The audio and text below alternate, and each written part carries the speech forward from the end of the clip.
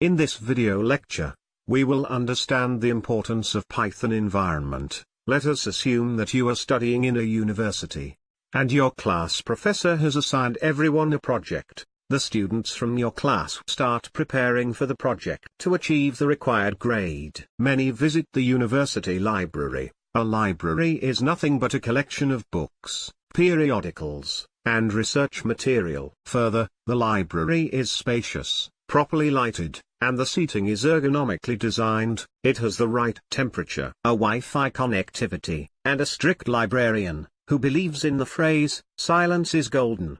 To sum it up, it has the necessary reference material, and a productive setup which you would require for completing your project. Many would say, the library has the right environment for this particular task. Similarly, if your task is to run any Python code, then you require a Python environment.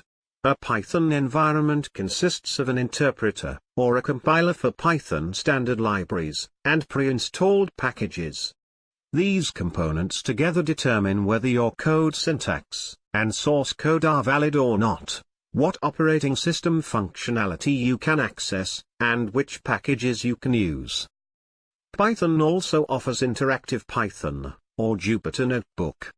It is an interpreter which helps you to execute single code statements, or blocks of code, and gives immediate feedback for each block of code. The program you write can be evaluated as a whole, or in parts. While coding in Python, you can even use IDEs.